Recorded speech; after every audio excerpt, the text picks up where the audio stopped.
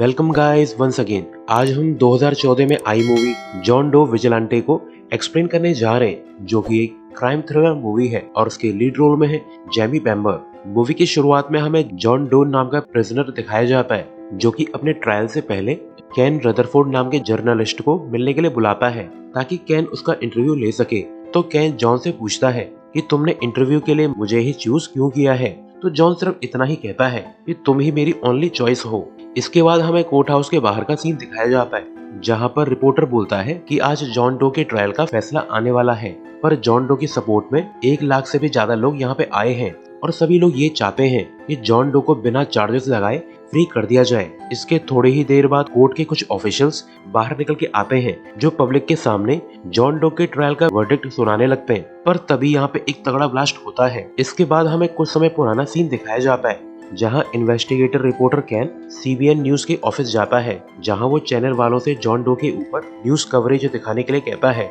तो चैनल वाले अपनी कवरेज चला देते हैं और कवरेज में हमें न्यूज दिखाई जाती है, जिसमें एक वीडियो फुटेज चल रही थी कि एक मास्क वाला बंदा किसी को बुरी तरह से मार रहा है।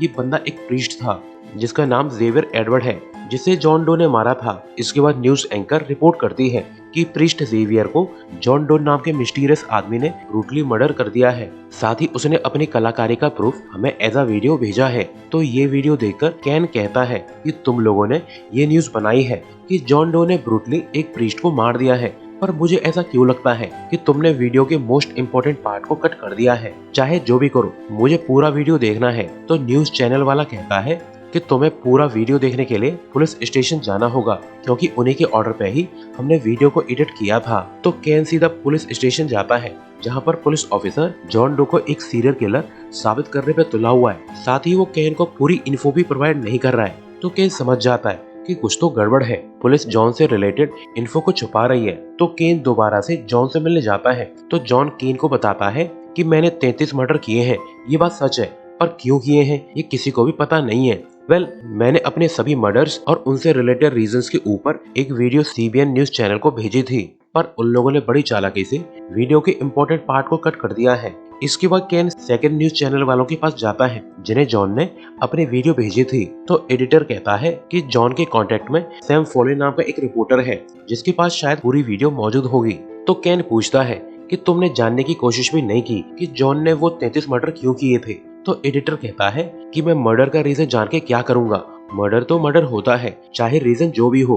वैसे भी न्यूज चैनल को चलाने के लिए मसालेदार न्यूज की जरूरत होती है, और वैसे भी पब्लिक को सच जानने में कोई भी इंटरेस्ट नहीं है। तो केन पूरी वीडियो देखने की डिमांड करता है। तो एडिटर हार मान के वीडियो चला देता है, जिसमें हम देखते हैं कि रिपोर्टर सैम फोले न्यूज कवर कर रहा है कि अगर आप प्रीस्ट जेवियर के मर्डर का रियल ट्रूथ देखना चाहते हैं तो देखिए। और फिर हमें प्रीस्ट जेवियर का घर दिखाया जाता है, जहां जेवियर एक बच्ची को पियानो सिखा रहा था, मगर असल में जेवियर उसे हरास कर रहा है, क्योंकि जेवियर एक पेडोफाइल है जो छोटे छोटे बच्चों को अपनी हवस का शिकार बनाता है, और अब तक उसने 100 से भी ज्यादा बच्चों की लाइफ खराब कर दी है। तो जब जॉन डो को इस इवल डीमन का पता चला, तब वो जेवियर के घर जाके उसे ब्रूटली मार देता है। तो सैम फोले कहता है कि अगर आप लॉ अबाइडिंग सिटीजन हैं, तो आपको डरने की जरूरत नहीं है, वरना जॉन डो आपके पीछे जरूर आएगा। तो कैन जॉन के पास जाकर उसे पूछता है कि तुमने नेट न्यूज को अपनी वीडियो फुटेज क्यों दी थी, वो भी सैम फोले को।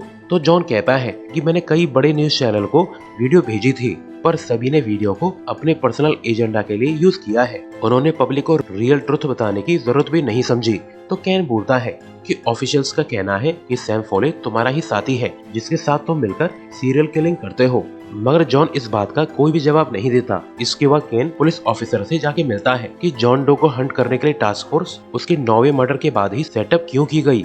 तो ऑफिसर कहता है कि सरकारी काम में टाइम तो लगता ही है मेरे भाई, मगर मेरे ओपिनियन के हिसाब से जॉन डो अच्छा आदमी है, क्योंकि वो सिर्फ और सिर्फ कैरियर क्रिमिनल्स को ही हंट करता है जो पार्शियल लॉ से बच जाते हैं। तो जॉन डो ने जो भी किया वो बिल्कुल सही था, मगर जब जॉन की किलिंग्स बढ़ती गई, तब हायर अप्स ने एक्शन लेना चालू कर दिया, क्योंकि पुलिस के हायर अप्स करप्ट न हो ऐसा हो ही नहीं सकता। तो अपनी जान बचाने के लिए उन्होंने टास्क फोर्स को सेटअप किया था, मगर टास्क फोर्स के सभी जवान भी इंसान हैं जो जस्टिस और अच्छाई का साथ देना चाहते हैं। तो हमने जॉन डो को पकड़ने की कोशिश भी नहीं की, क्योंकि वो हमारा ही तो काम कर रहा था। इसके बाद हमें सैम फोले का न्यूज कवरेज दिखाया जाता है, जिसमें सैम कहता है कि मैंने पता लगा लिया है कि जॉन डो के सभी टारगेट्स क्रिमिनल्स हैं, जिनमें चाइल्ड मोलेस्टर्स, मर्डरर, रेपिस्ट, ये सब लोग शामिल हैं, जिन्हें सीधा गोली मार देनी चाहिए थी, मगर ये सभी लोग अपने कनेक्शन यूज करके पेरोल पे बाहर आ जाते हैं। तो उन्हें ठिकाने लगाने के लिए जॉन डो को सामने आना ही पड़ा। और खास बात, जॉन डो के सभी टारगेट एटलीस्ट एक बार जेल जा चुके हैं, मगर उन्हें आजाद कर दिया गया, जिसके बाद उन्होंने दोबारा से क्राइम करना चालू कर दिया। तो आप ही सोचिए कि ऐसे मॉन्स्टर्स को जीने का कोई हक है भी या नहीं। इसके बाद कैन जॉन से पूछता है कि सैम तुम्हारे बारे में ऐसा क्यों कहता है कि तुम मुर्दों की आवाज हो जो उनके लिए इंसाफ करते हो। जिस पर जॉन कहता है कि सपोज करो कि तुम और तुम्हारी वाइफ कहीं जा रहे हैं, पर एक ऐसा क्रिमिनल तुम्हारे पीछे आता है जिसे लॉ के ट्रायल के बाद फ्री कर दिया गया हो, और फिर वो तुम्हारी आंखों के सामने तुम्हारी वाइफ का सर हथौड़े से फोड़ दे, तो तुम क्या करोगे? पॉसिबली तुम गुस्से में उसकी जान ले लोगे, या तुम लॉ इन्फोर्सर का इंतजार करोगे जो उसे अरेस्ट करके जेल ले जाएंगे, और फिर वो क्रिमिनल अपना कनेक्शन यूज करके जेल से बाहर आ जाएगा। तो तुम ही बताओ केन कि तुम क्या करोगे? इसके बाद हमें एक फुटेज दिखाई जाती है जिसमें क्लब के दो गार्ड्स एक टीनेजर को बहुत बुरी तरह से मार रहे हैं। जल्दी इनकी मार से वो टीनेजर कोमा में चला जाता है, जिसका इलाज भी होता है, मगर फिर भी वो मारा जाता है। इन रिस्पॉन्स उन दोनों गार्ड्स को कोर्ट में ट्रायल के लिए ले जाया जाता है, जहां वो बड़ी आसानी से केस जीत जाते हैं। ऑब्वियसली ये दोनों मर्डरर हैं, मगर कोर्ट में उनकी इनोसेंस प्रूव कर दी गई, जिसके बाद ये लोग खुशी से अपने घर जा सकते हैं और किसी को भी फर्क नहीं पड़ता कि इन मॉन्स्टर्स ने क्या किया, क्योंकि लॉ के हिसाब से वो लोग इनोसेंट हैं। तो ये सब देखकर उस टीनेजर के पेरेंट्स ड्रग्स की तरफ जाने लगते हैं। तो पुलिस वाले फोर्सफुली मर्डर टीनेजर के पेरेंट्स को कंट्रोल कर लेते हैं। तो फादर डिस्पेयर के साथ तड़पते हुए पुलिस से कहता है कि तुम लोग कैसे आदमी हो जो एक खूनी को प्रोटेक्ट करके हम पर ही रौब दिखा रहे हो।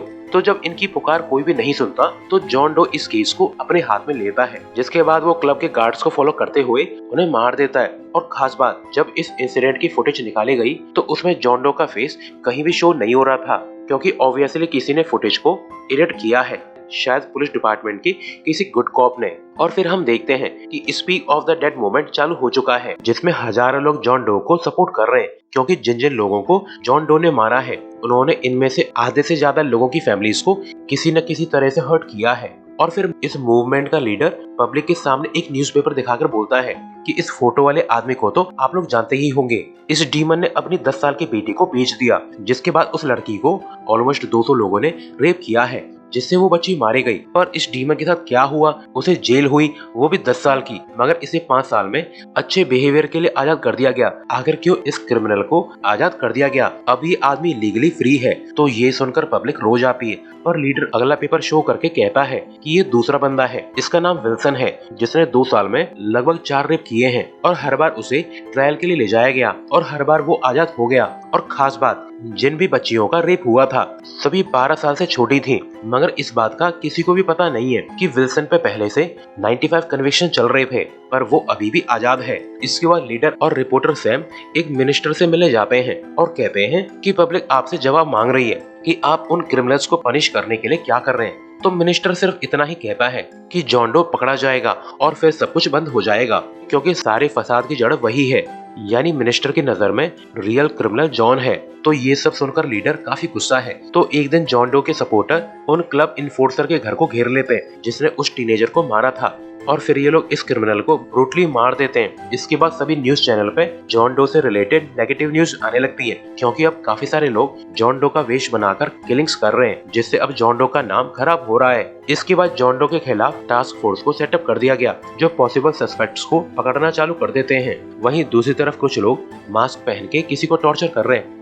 मास्क वाले बंदे असल में विक्टिम्स हैं, जिनकी फैमिलीज को बैड गाइज ने मारा है, तो ये लोग अपना बदला ले रहे हैं। तो देश में बढ़ती मारकाट को देखकर क्राइसिस बढ़ने लगता है, क्योंकि अब दुनिया भर में एटमोस्ट 10 मिलियन जॉन डो के फैन हो गए हैं। अगर उनमें से 1 मिलियन लोगों ने भी लॉ को अपने हाथ में लेना चालू कर दिया, तो इतनी मारकाट होगी कि कोई सोच भी नहीं सकता। इसके कुछ समय बाद सैम फॉले से क्वेश्चनिंग की जाती है, क्योंकि अब सैम शक के दायरे में आ चुका है। तो सैम क्लियर करता है कि मैं तो सिर्फ जॉन डो का सपोर्टर हूँ, मैं जॉन के किसी भी प्लान में शामिल नहीं हूँ। यहाँ पे क्लियर होता है कि सैम भी करप्ट ऑफिशियल्स और उनकी ऑर्डर फॉलो करने वाले लोगों को जरा भी पसंद नहीं करता। सैम के हिसाब से गवर्नमेंट को टफ कदम उठानी चाहिए, उन्हें क्रिमिनल्स की पनिशमेंट को स्ट्रिक्ट करना चाहिए। इसके बाद हमें एक फुटेज दिखाई जाती है जिसमें जॉन ने एक आदमी को किडनैप कर रखा है, जिसका नाम एडम है, तो जॉन एडम से पूछता है कि तुमने क्राइम्स क्यों किए। तो एडम कंफ्यूज होकर बोलता है कि तुम्हें शायद गलतफहमी हुई है, मैंने कोई भी क्राइम नहीं किया है। तो जॉन एडम का कलेक्शन चेक करने लगता है जिसमें उसे छोटी बच्चियों के कटे हुए बाल मिलते हैं, यानी ये आदमी छोटी बच्चियों को अब्यूज करके उनके बाल काट लेता है। पर ये सब देखने के बाद भी एडम ऐसे बिहेव करता है कि उसे इस बारे में कुछ भी पता नहीं है और तो और वो इनोसेंट है। साथ ही एडम हेल्प चिल्लाने लगता है। एडम को पता चल गया है कि जॉन उसकी वीडियो को लाइव न्यूज चैनल को भेज रहा है, तो वो पब्लिक के सामने जॉन को डिफेम करना चाहता है, इस उम्मीद में कि पुलिस इस वीडियो से उसके घर की लोकेशन पता लगा लेगी। मगर जॉन बेफिक्र होकर बोलता है कि तुमने 6 छोटी बच्चियों की लाइफ खराब की है और यहाँ शरीफ होने का नाटक कर रहे हो। वैसे ये रिकॉर्डिंग डायरेक्टली लाइव चल रही है, तो बहुत सारे लोग इसे देख रहे हैं जो सब एडम को पनिश होता हुआ देखना चाहते हैं। वहीं एडम जॉन से कहता है कि बेशक तुम मुझे मार दो, लेकिन कहलाओगे एक मर्डरर, न कि कोई विजिलेंटे, क्योंकि तुम्हारे हाथ खून से रंगे हुए हैं। साथ ही दुनिया कभी भी किसी भी नकाबपोश आदमी पे भरोसा नहीं करेगी। तो जॉन कुछ सोच के अपना मास्क उतार देता है, तो उसकी शक्ल देखते ही एडम दंग रह जाता है, क्योंकि वो जॉन को पहले से जानता है। और फिर जॉन एक प्रोजेक्टर चला देता है जिस पर 2 लेडी शो हो रही थी जो कि जॉन की वाइफ और बेटी है। तो जॉन बोलता है कि देखो इन्हें, ये मेरी फैमिली थी मगर तुमने मेरी फैमिली बर्बाद कर दी, तो एज अ रिवेंज मैं तुम्हें डिसेबल करना चाहता हूँ। मगर हमारे कंट्री में डिसेबल लोगों के लिए स्टेट फंड प्रोवाइड करती है, तो ऐसा करने से तुम्हारी लाइफ आसान हो जाएगी और इस वजह से मैं अब तुम्हें मारने वाला हूँ। और खास बात, तुम मेरी किलिंग्स के लास्ट टारगेट हो, जिसके बाद मैं सरेंडर करने वाला हूँ। मगर मैं चाहता हूँ कि तुम मरने से पहले अपने सभी क्राइम्स को कन्फेस करो। तो जब जॉन एडम पे गन पॉइंट करता है तो एडम कन्फेस कर लेता है कि मैंने काफी सारी लिटिल गर्ल्स को अब्यूज करके मारा है, जिसमें तुम्हारी बेटी भी शामिल है। तो जॉन रोते हुए बोलता है कि मेरी बच्ची सिर्फ 9 साल की थी, तुम ऐसा कैसे कर सकते हो। तो जॉन सिर्फ इतना ही कहता है कि मैं मजबूर था। तो ये सुनकर जॉन पगला जाता है और फिर वो एडम की खोपड़ी में गोली मार देता है, जिससे वो मारा जाता है। और ये सब सीन टीवी पे देख के लोग काफी डर जाते हैं, मगर इनमें से ज्यादातर लोग काफी खुश हैं कि एडम जैसा बैड गाइस मारा गया, क्योंकि अगर उसे जेल भी होती तब भी वो 2-4 साल में बाहर आ जाता। इसके बाद जॉन मीडिया में अपना करंट एड्रेस निकाल देता है ताकि पुलिस यहाँ आके उसे अरेस्ट कर ले। इसके बाद जल्द ही पुलिस यहाँ पे आ जाती है और वो जॉन को अरेस्ट कर लेती है। इसके बाद सीन जेल में शिफ्ट होता है जहाँ केन जॉन का इंटरव्यू ले रहा था, मगर तभी यहाँ पे एक बाप बेटी आते हैं जिसमें से लड़की जल्द ही जॉन को हक कर लेती है, क्योंकि जॉन ने इसे प्रीस्ट जेवियर के घर से बचाया था। तो लड़की सच्चे दिल से जॉन की शुक्रगुजार है। इसके बाद केन कंक्लूड करता है कि असल में जॉन किसी भी विक्टिम के लिए बदला नहीं ले रहा है, वो तो विजिलेंटे होने का नाटक करके लोगों को मार रहा है ताकि वो अपने क्राइम्स को जस्टिफाई कर सके। तो ये सुनकर जॉन भड़क जाता है और वो कैमरे की तरफ फेस करके बोलता है कि आप लोगों को कुछ करना होगा, क्योंकि जिस सरकार को आपने चुना है वो अपनी प्रॉब्लम्स को फेस करना ही नहीं चाहती। साथ ही लॉ उन्हीं का साथ देता है जिसके पास पैसा है, फेम है और कनेक्शन है। अगर तुम लोगों ने कुछ भी नहीं किया तो क्रिमिनल्स क्राइम करके आसानी से बचते रहेंगे। और ये सब कहने के बाद जॉन अपने दांतों में लगे साइनेट को खाके सुसाइड करने की कोशिश करता है, जिससे जॉन को दौरे से आने लगते हैं। पर जब केन उसकी हेल्प करने जाता है तब जॉन जल्दी से केन के सर को पकड़ के मरोड़ देता है, जिससे केन मारा जाता है। केन भी एक क्रिमिनल है जो लिटिल बॉयज को कैप्चर करके उनका रेप किया करता था और इसी को मारने के लिए जॉन ने ये सब नाटक किया था। इसके बाद जॉन डो के ट्रायल का समय आ जाता है जहाँ पर उसके केस का फैसला सुनाया जाना था। तो जब कोर्ट का स्पोक पर्सन पब्लिक के सामने जूरी का फैसला सुनाने वाला था, तभी यहाँ पे एक जोरदार ब्लास्ट होता है जिससे यहाँ पर भीड़ तितर बितर हो जाती है और इसका फायदा उठाकर जॉन डो के सपोर्टर उसे फ्री करा के निकाल ले जाते हैं। साथ ही सैम को देखकर ऐसा लगता है कि जैसे ये अटैक प्री प्लान्ड था और इसी सीन के साथ ये मूवी एंड हो जाती है। सो अभी के लिए good bye, thanks for watching.